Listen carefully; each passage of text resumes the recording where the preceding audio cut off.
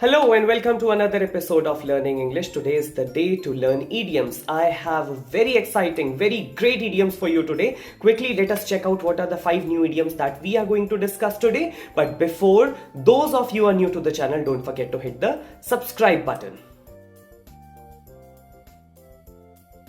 The first idiom is empty words by no barley. In Hindi we say खाली बातों से काम नहीं चलता. जैसे हम कहते हैं ना, कुछ लोग बहुत ज्यादा बातें करते कुछ नहीं है, तो हम कहते हैं कि काम कर लो, अपना कोई एक्शन दिखाइए, तभी तो हम जानेंगे कि आपके अंदर कितनी क्षमता है. खाली बातों से काम थोड़ी चलता है. तो इंग्लिश में हम कहेंगे take an action instead of talking.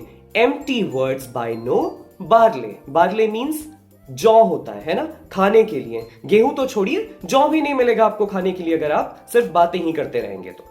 Next is escaped with life millions found. जान बची तो लाखों पाए.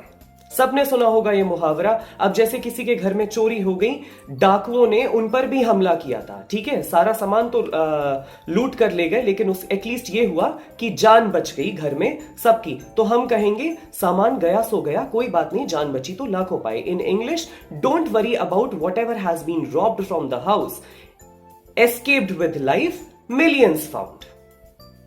Next is great boast little roast. यानी कि मोटा मांस अच्छा नहीं भुनता, लेकिन असल मुहावरा है ऊंची दुकान फीका पकवान. अब जैसे मेरे घर के आसपास एक नया शोरूम खुला, वहां मैं कपड़े देखने गया, लेकिन मुझे बहुत ज्यादा कुछ अच्छा नहीं लगा.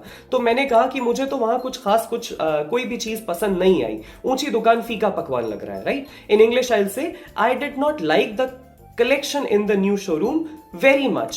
It is just like great boast, little roast. Next is respect yourself and you will be respected. यानी कि अपनी इज्जत अपने हाथों में है. अब कहा जाता है ना कि जहां पर आपकी कद्र ना हो वहां पर ज्यादा बोलना नहीं चाहिए. इनफैक्ट वहां पर ज्यादा निभाना भी नहीं चाहिए. बहुत जरूरी सीख है आपकी जिंदगी के लिए. इंग्लिश में कहेंगे we should not speak much at a place where we already know that our advice will not be valued. Respect yourself and you will be respected. आपकी अपनी इज्जत अपने हाथों में है. And last is he who sows thorns will never reap grapes. Hindi में कहेंगे बोया पेड़ बबूल का तो आम कहां से खाए.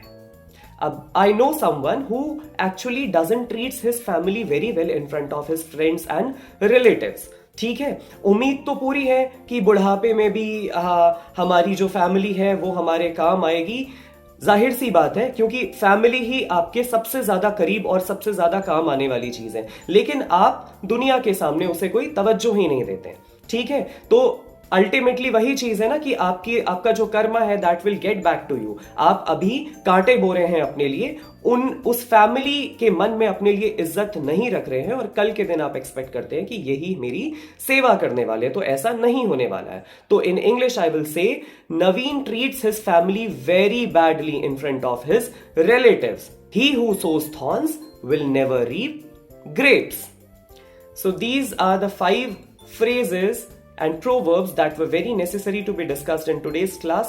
Like, comment, share and subscribe if you enjoyed the video, if you find it interesting and worthy, beneficial for you. Thank you so much for watching. Have a nice time. Don't forget to share it with your friends. Bye bye.